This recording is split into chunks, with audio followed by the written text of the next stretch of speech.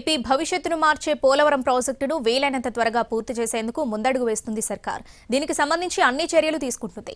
అటు ఎప్పటికప్పుడు పనులపై సమీక్షలు నిర్వహిస్తున్నారు ముఖ్యమంత్రి చంద్రబాబు.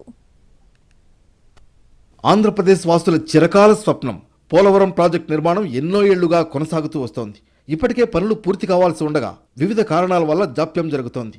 అలాగే అంచనా వ్యయం కూడా భారీగానే కాలక్రమంలో పెరిగింది.